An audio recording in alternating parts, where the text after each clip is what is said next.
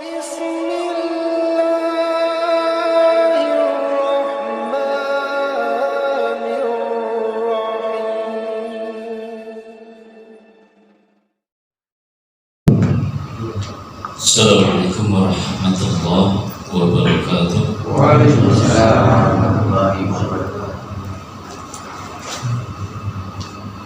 A'udzu billahi minasyaitonir rajim.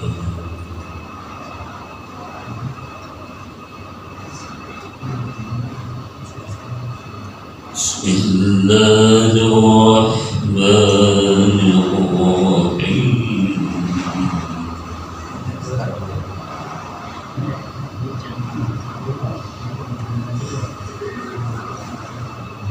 Alif Lam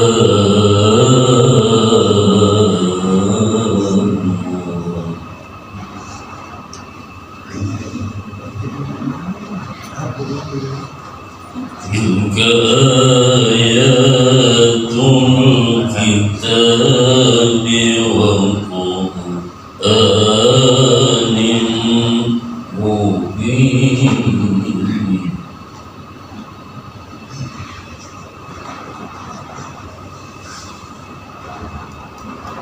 ربما يود الذين كفروا لو كانوا مسلمين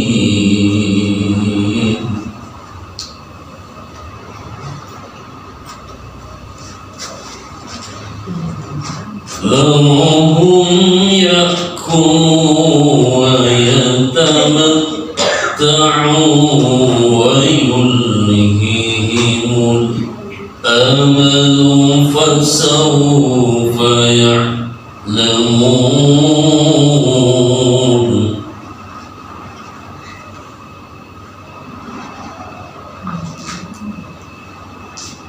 وما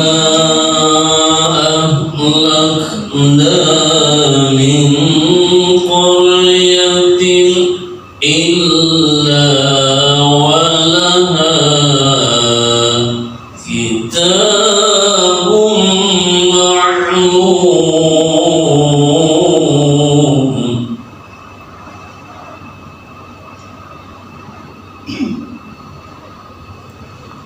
ما تسبق من أمة أجلها وما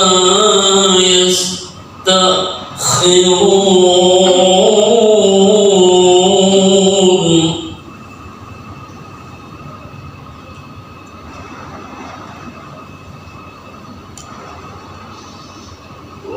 قالوا يا أيها الذي نزل عليه الذكر إنك لمجنون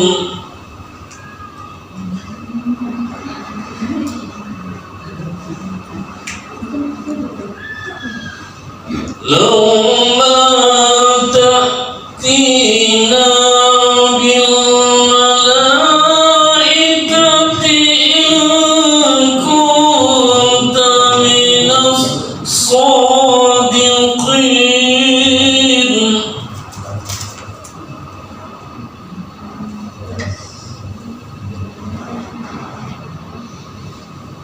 ما ننزل الملائكة إلا بالحق وما كانوا إذا منظرين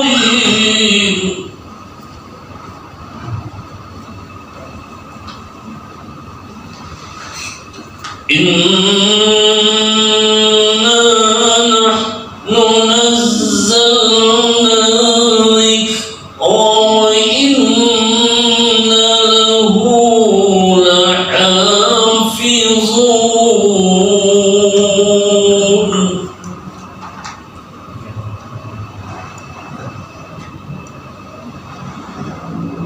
ولقد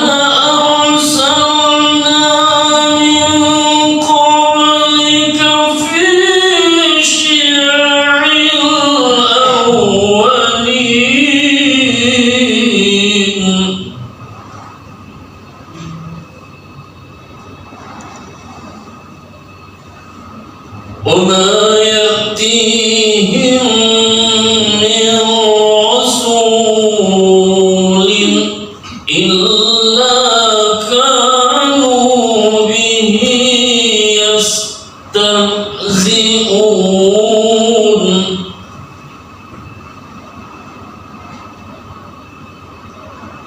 كذلك نسلكه في قلوب المجرمين صدق الله العظيم. السلام عليكم ورحمة الله وبركاته. Alhamdulillah alladzi arsala rasulahu bil huda wa dinil haqq liyudhhirahu 'ala dini kullihi wa kafa billahi syahida. Asyhadu an la ilaha illallah wahdahu la syarika lahu wa asyhadu anna Muhammadan 'abduhu wa rasuluh. Allahumma shalli wa sallim wa barik ala Muhammadin wa ala alihi wa ashabihi wa man ittaba'a hudahu wa mawalah. Subhanaka la ilma lana illa ma 'allamtana innaka antal alimul hakim. Allahumma anfa'na bima 'allamtana wa 'allimna ma yanfa'una wa zidna ilman. Allahumma inna nas'aluka ilman nafi'an wa rizqan thayyiban wa 'amalan mutaqabbalan. Ikhwani wa akhwati billah, azanallahu wa iyyakum. Bapak dan Ibu yang dimuliakan Allah Subhanahu wa taala, alhamdulillah, puji syukur pada Allah Subhanahu wa taala, salawat dan salam pada Nabi Muhammad sallallahu alaihi wasallam, keluarganya, para sahabatnya, dan siapa saja yang mengikutinya hingga yaumul qiyamah. Pada bahasan yang terakhir pekan yang lalu, kalau saya tidak salah ya, kalau salah nanti dibetulkan, yaitu kita masih membahas dalam tuntunan salat 5 waktu. Tuntunan salat 5 waktu yang kita ambil dari hasil Munas Lagi ke-29 dan kemudian diterbitkan dalam buku HPT jilid yang ketiga.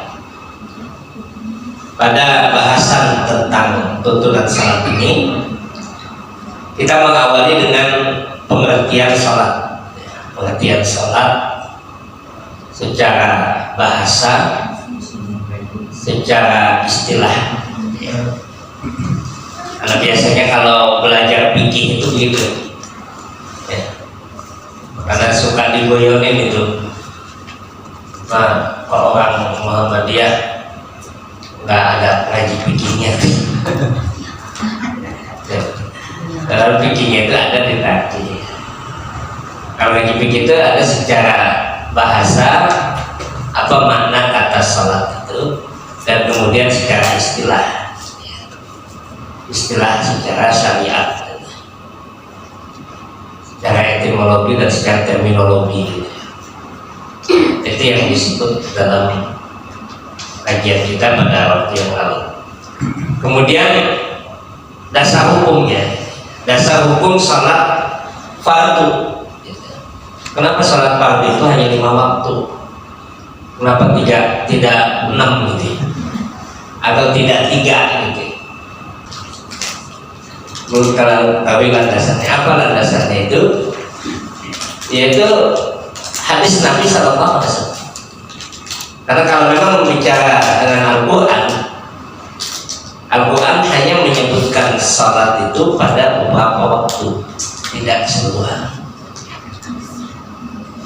Misalkan dalam surat Al-Isra surat 17 ayat 78, Allah sebutkan pada kita aqimis salata liduluki syamsi ila ghasaqil laili wa qur'an al-fajr inna qur'an al-fajri kana mashhuda. Surat Al-Isra surat yang ke-17 ayat 78, tegakkanlah salat kata Allah Subhanahu wa taala liduluki syamsi ila ghasaqil laili, ketika tergelincir matahari sampai gelap malam.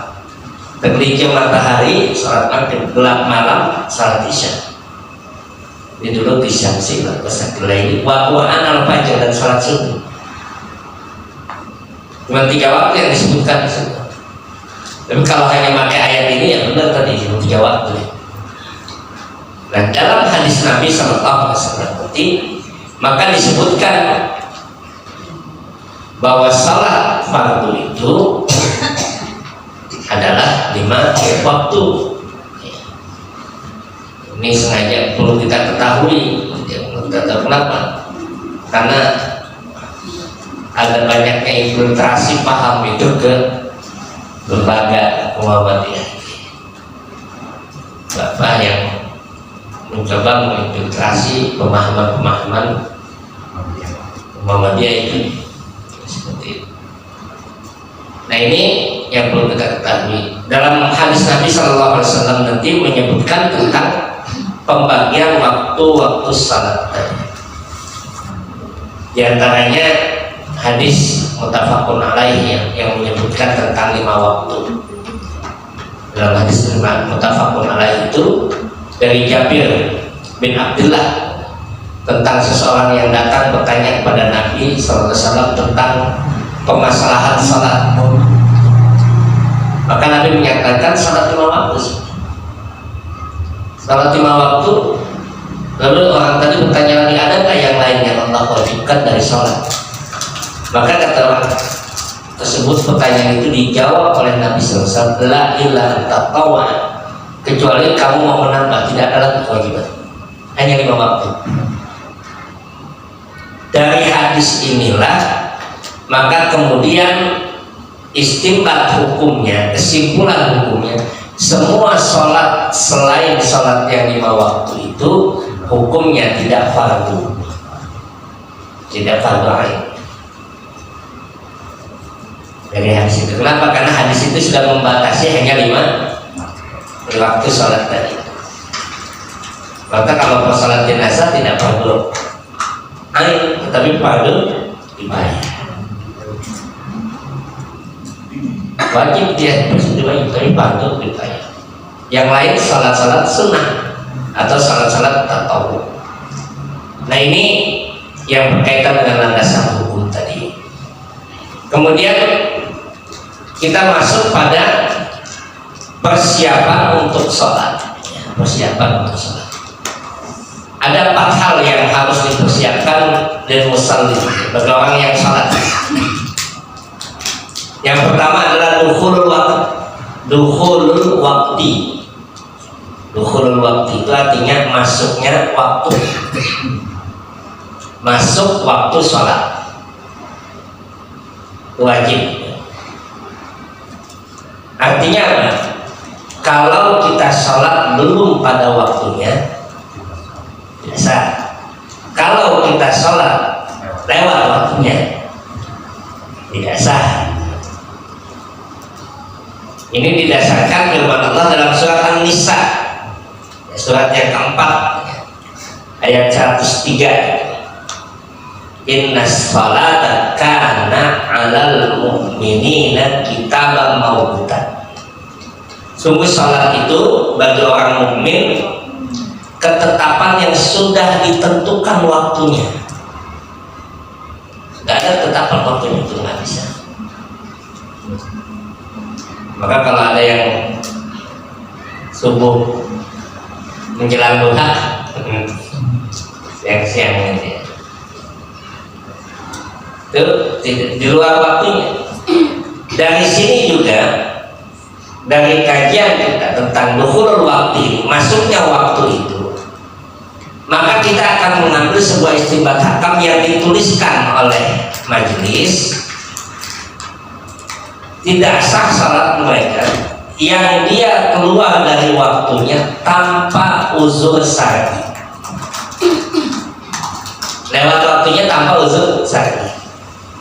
Apa uzur syar'i itu? Yaitu halangan yang bersifat secara syariat dibenarkan, dimaklumi.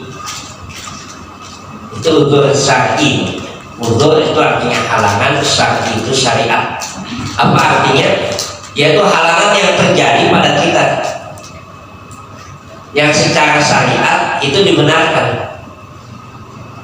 sehingga boleh kita melakukannya. Contoh dalam masalah salat tadi, masalah dukhulul waktu ini, seseorang yang tertidur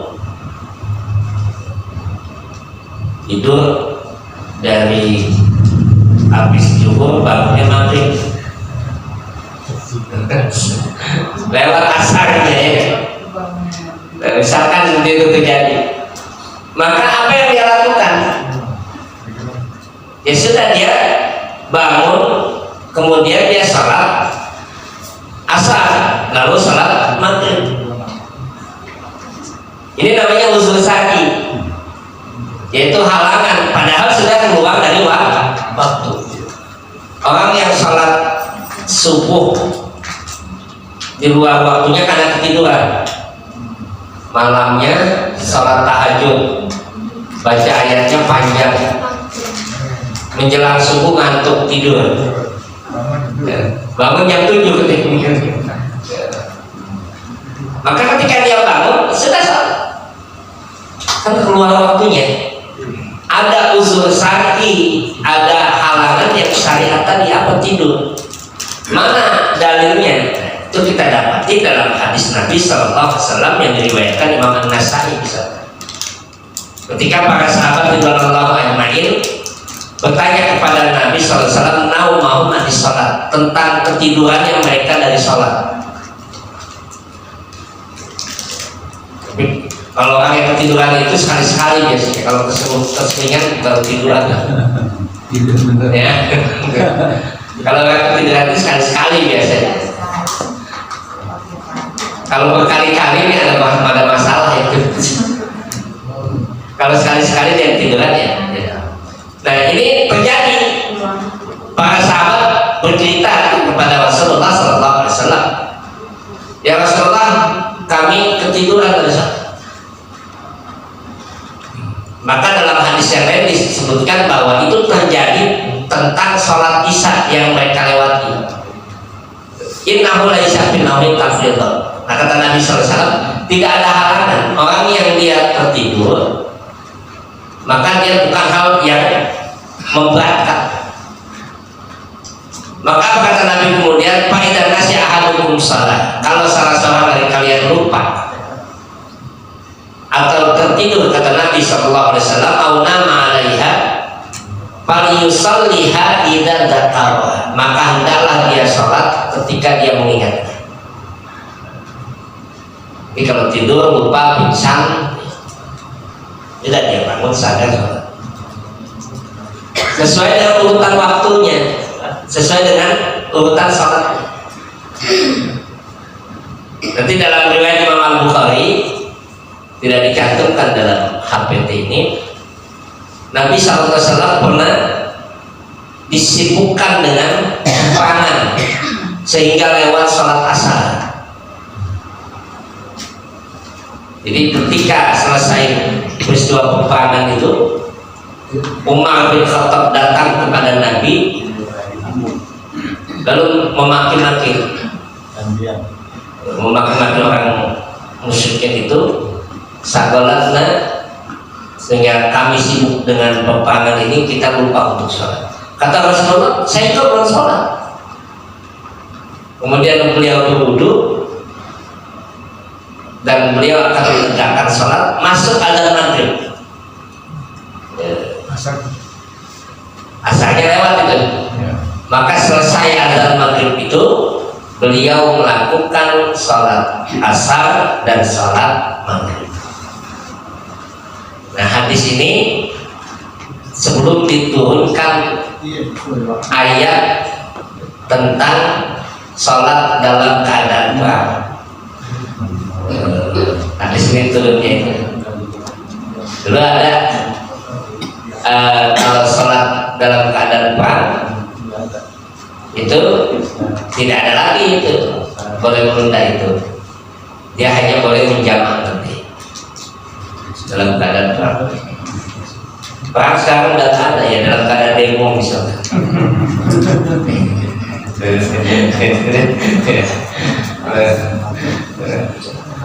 Jadi dalam demonya mengganggu. Iya, bisa kalau dilakukan. Ini yang terjadi pada masa Nabi SAW. Nah ini turunan hukumnya dari hadis tadi dan ayat tadi. Bahwa hukumnya seperti kalau ada uzur syar'i dibolehkan. Ya, ketika dia lewat dari waktunya. Tetapi kalau tidak ada uzur syar'inya, tidak ada qadha-nya. Misalkan dulu ada orang meninggalkan sholat sekian tahun. Nah, sekarang saya baru sholat, maka saya akan qadha sholat saya dua kali.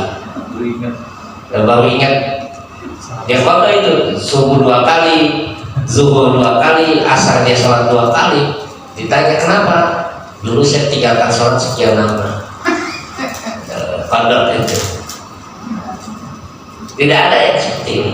Kenapa? Karena tidak ada uzur syar'i, sama seperti seseorang yang sengaja tidak berpuasa, maka tidak ada qadha. Tetapi dia ada qadha berpuasa ketika ada uzur syar'inya, ada halangannya, maka dia ada qadha. Nah ini yang pertama. Bagaimana mengqadhanya? Kalau dia mau mengqadhanya, sholat yang dia tinggalkan tadi dengan apa? Dengan memperbanyak sholat sunnah.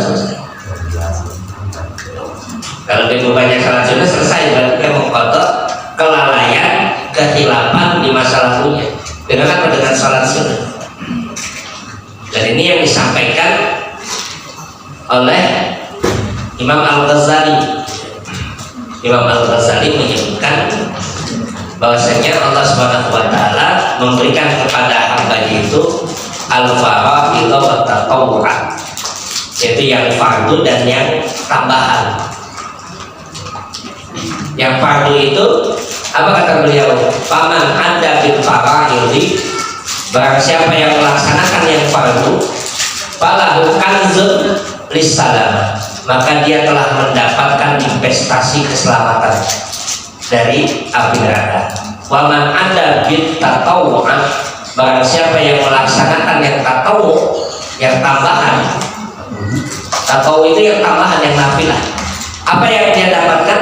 Falahu kanzun liddarajat, maka dia akan mendapatkan investasi untuk mendapatkan kedudukan yang tertinggi nanti di surga. Karena dia sempurnakan kekurangannya. Kekurangan dari kewajiban. Ini poin yang pertama, ya, terkait tentang persiapan untuk sholat. Yang kedua, situl aurat, yang menutup aurat kita. Yang sering beberapa bunda-bunda Aisyah tanya itu tentang kenah yang agak terbuka gitu ya. Kalau bunda-bunda Aisyah suka beberapa kali tanya bunda-bunda Aisyah itu, gimana kalau kan apa yang tertutup itu sampai dagu, misalkan sampai sini atau sampai sini ujung leher kita bagi seorang perempuan. Yang jelas dalam hadis Nabi Sallallahu Alaihi Wasallam dari Aisyah radhiyallahu taala anha, dalam riwayat Imam Ahmad disebutkan ada Nabi Sallallahu Alaihi Wasallam apa? La yaqbalullahu salata haidin illa bi khimarin. Kata Nabi SAW, tidak diterima sholat wanita yang telah haid, yaitu yang telah dewasa, illa bi khimarin, sampai ketika dia dewasa itu dia sholat menggunakan apa? Kecuali kalau dia menggunakan khimar. Apa khimar itu? Pakaian yang menutup seluruh bagian kepalanya dari ujung atas sampai ujung kaki, kecuali dengan muka dan tangannya. Itu khimar namanya. Pakai kha, kalau pakai ha keledai artinya.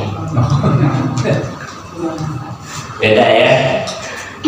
Jadi dalam bahasa pakai kha itu bi khimar, itu artinya apa? Bahwa itu baju panjang yang menutup. Bentuknya bagaimana? Bentuknya tidak disebutkan. Nah ini bagi wanita yang disebutkan oleh Nabi Sallallahu Alaihi Wasallam dalam hadis Aisyah yang lain itu, wajah ini tertutup.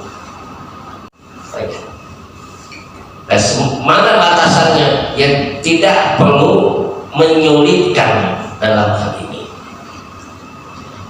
Kadang ada yang sampai mau kenanya ditarik, berarti nanti tertutup ya, apa? Kalau dia sanggup tidak tidak repot gitu ya. Tapi kalau dia sudah tertutup dan hanya terbuka bagian mukanya, bagi wanita sitrul aurat tadi. Dan bagi laki-laki bagaimana? Bagi laki-laki itu menutup sampai lutut. Ya. Dan bagaimana kalau bagian atasnya? Nanti dalam fikihnya itu disebutkan asal dia memberikan pakaian bagian atasnya itu, bahunya itu dengan selendang, itu sudah mencukupi. Kalau bagian bawahnya sudah tertutup sampai itu, laki-laki nanti. Nah ini sitrul aurat. Ada laki-laki yang konyol itu, bagaimana sholat dengan kaos singlet. Ada kan pakainya, Ya, pakainya. iya, kaos singlet saja itu laki-laki kan panjang. Kan singlet kan cukup. Itu nanti dalam fikih apakah dia menggantung itu selendang atau tidak, itu nanti dalam tinjauan fikihnya itu diperdebatkan gitu. Tapi yang jelas sholat itu kita menghadap Allah dan berpakaian yang baik, gitu kan? Utu zinatakum inda kulli masjidin. Allah katakan itu bawa pakaian yang terbaik, perhiasan kalian yang terbaik ketika kalian masuk masjid. Untuk apa? Untuk sholat. Dan biasanya yang mengamalkan itu ibu-ibu kalau mau pengajian. Jadi sebenarnya untuk sholat gitu ya. Untuk sholat khusus zinatakum inda kulli salat. Nah ini yang kedua. Kemudian yang ketiga, suci badan pakaian tempat sholat dari najis. Dan yang keempat itu suci dari hadas kecil dan hadas besar. Nah 4 hal ini yang harus diperhatikan. Kemarin kita sudah ketahui kalau najis itu sifatnya hisia. Hisia itu artinya apa? Tampak, terlihat, bisa dirasakan. Itu kalau najis. Bagi yang mau merasakan, ini najis atau bukan, kan dirasakan gitu. Bisa dilihat, bisa kelihatan bentuknya. Oh ini najis. Sedangkan air kencing ataupun kotoran, maka terlihat itu najis. Itu namanya najis. Hisia namanya, sifatnya itu tampak, terlihat, terasakan, bisa dirasakan oleh kita. Berbeda dengan hadas. Hadas itu sifatnya hukmi, yaitu kotoran yang dinyatakan secara hukum tapi tidak bisa terlihat. Hadas kecil dan hadas besar misalkan.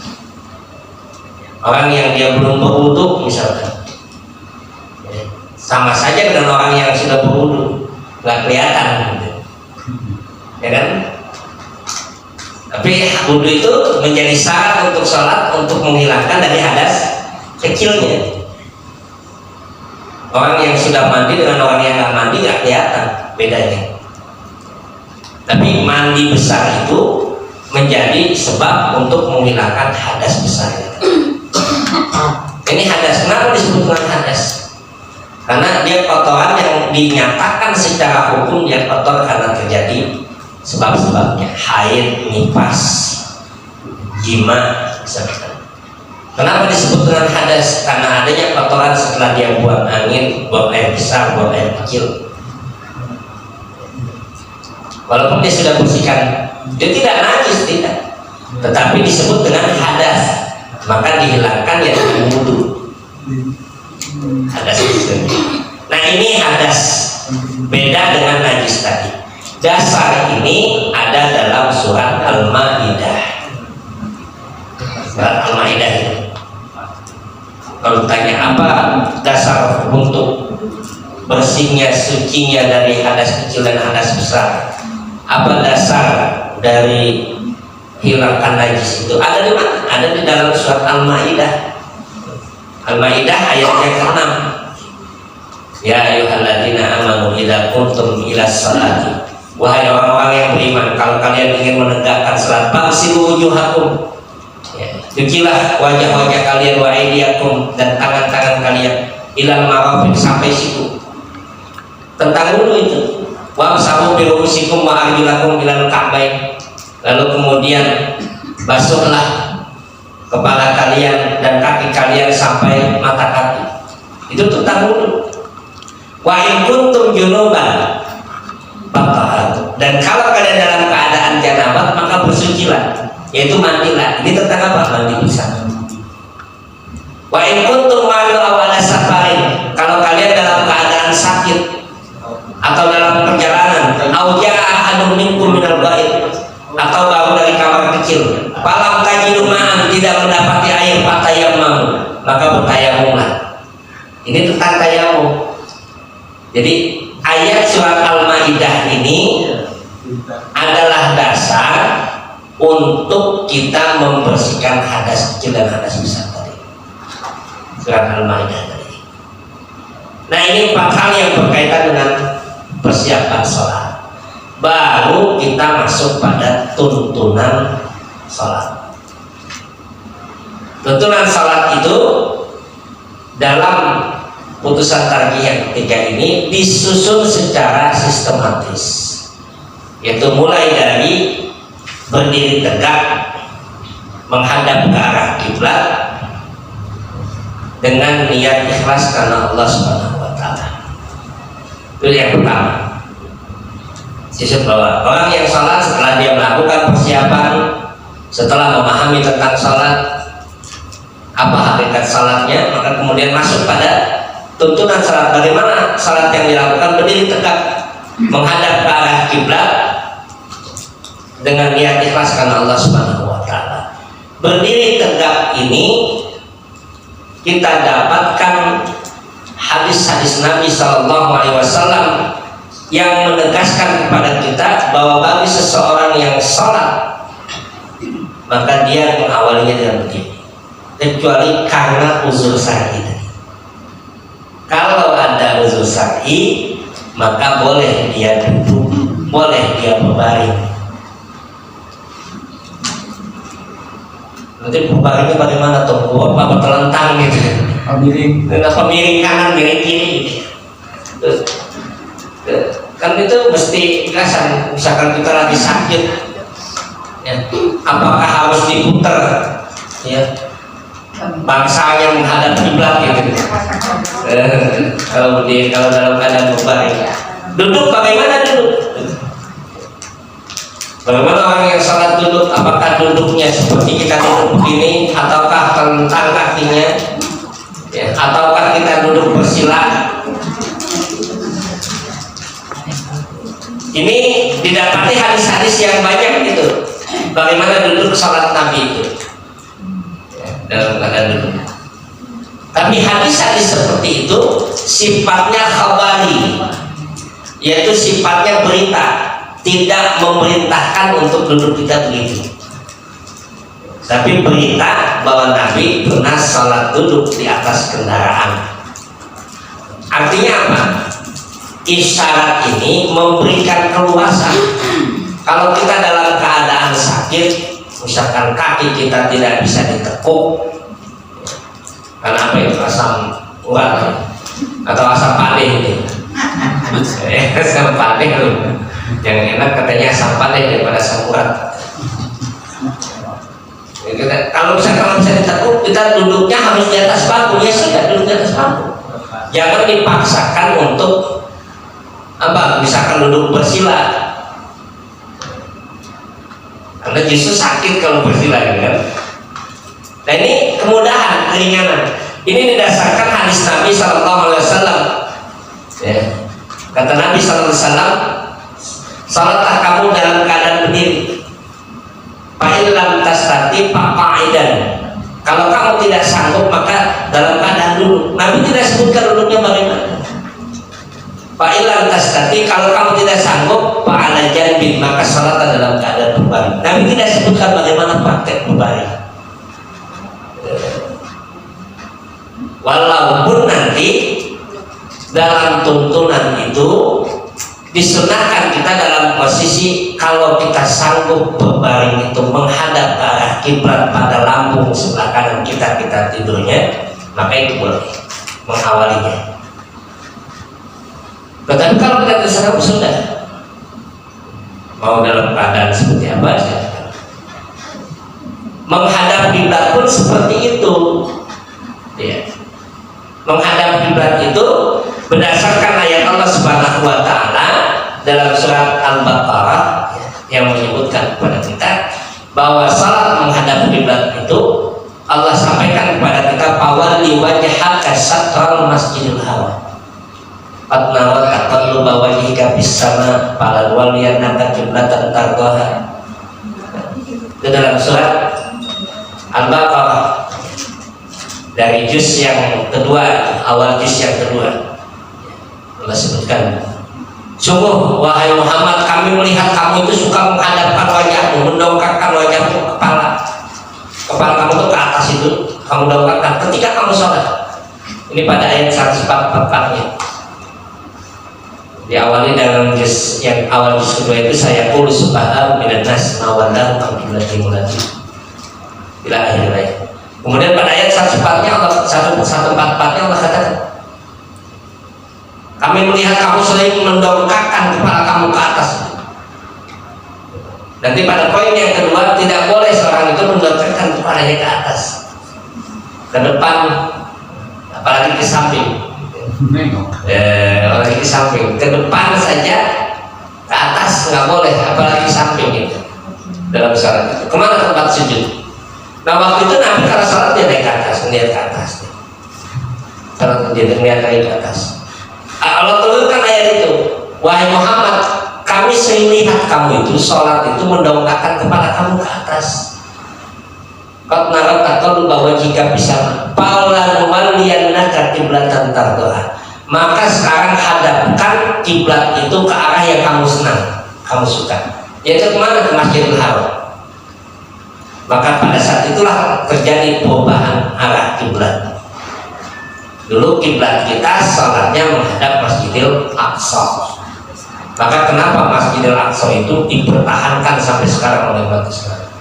Karena itu adalah kiblat yang pertama yang dikuasai oleh orang Yahudi. Masjidil Aqsa itu. Jadi ini yang menjadi akarnya.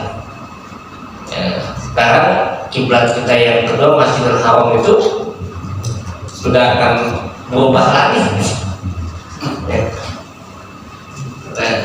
Peta Masjidil Haram itu nanti yang menjadi kota suci itu hanya dua aja.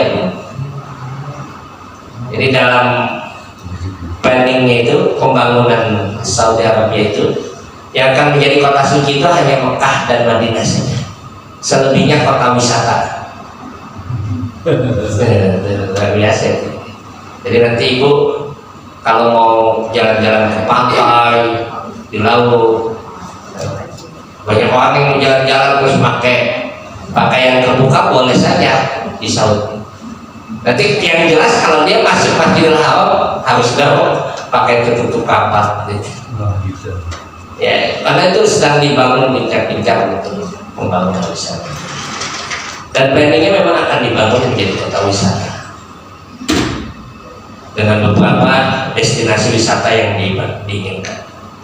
Nah ini kata Allah, bahwa di wajah kasatol Masjidil Haram, hadapkan wajahmu ke Masjidil Haram, wahai simakuntum pawal wajah kasatol, kemana saja kamu menghadap maka kamu akan mendapat di wajah Allah. Artinya apa? Orang yang sholat itu dia menghadap ke arah kiblat. Kalau tidak memungkinkan, maka ujung syar'inya tadi membolehkan dia menghadap kemana saja. Contoh yang dalam kendaraan, dalam pesawat, dalam kereta api, bis, ya, kapal laut. Kalau kapal laut biasanya yang benar-benar naik kapal laut kan ada musolahnya biasanya. Ada yang musolahnya, kemudian ada arah kiblatnya. Sudah, kalau ikutin aja yang ditulis itu arah kiblatnya kemana. Pada walaupun pesawat kapal lautnya muter-muter ya sudah, kita cari muter-muter itu tidak repot nanti. Ada arah kiblatnya itu. Nah ini pesawat, bagaimana pesawat nggak perlu nyari. Beberapa kali saya dapati orang yang sholat di kereta itu memaksakan diri untuk menghadap arah kiblat, bahkan memaksakan diri untuk berdiri sholatnya di antara dua bangku itu, padahal diperbolehkan untuk duduk kalau di dalam sholat kendaraan. Dan ini namanya keringanan yang Allah berikan. Nah kalau tidak ada halangan baru. Dan yang terakhir pada poin tersebut, poin pertama itu adalah niat ikhlas karena Allah. Bahwa salat yang dilakukan itu seperti yang kita pahami di awal, bahwa hakikat salat itu adalah kita meminta pertolongan kepada Allah Subhanahu wa taala. Ya, hakikat salat. Media kita untuk meminta tolong kepada Allah. Maka ikhlaskan dalam ibadah salat itu sehingga kita bisa menikmati salat. Imam Ghazali itu menyebutkan ketika ditanya bagaimana khusyuk itu, seperti apa khusyuk itu. Khusyuk itu kata Imam Ghazali itu bahwa orang yang khusyuk dalam salatnya itu dia melakukan ibadah salat itu dengan menggambarkan bahwa dia sedang berhadapan dengan Allah SWT dan berkomunikasi dengan Allah SWT. Maka ada sifat tadawunya, merendahkan dirinya dalam ibadah salat. Jadi itu yang muncul nanti. Kenapa? Karena dia jadikan salat itu sebagai media untuk dia berkomunikasi dengan Allah. Maka kenapa kita disunahkan untuk memperhatikan mulai dari wudhu dan sebagainya. Nah ini poin yang pertama. Ini poin pertama tentang ibadah salat. Kita tidak bahas lanjutannya ya. Tapi kita ingin mengulaskan itu pertama. Nanti silakan kalau ada yang ingin ditanyakan pada bahasan-bahasan yang berikutnya, bahasan yang terkait tentang ibadah salat ini. Mudah-mudahan ada manfaatnya untuk kita sekalian. Assalamualaikum warahmatullahi wabarakatuh. Wassalamualaikum warahmatullahi wabarakatuh. Waalaikumsalam warahmatullahi wabarakatuh.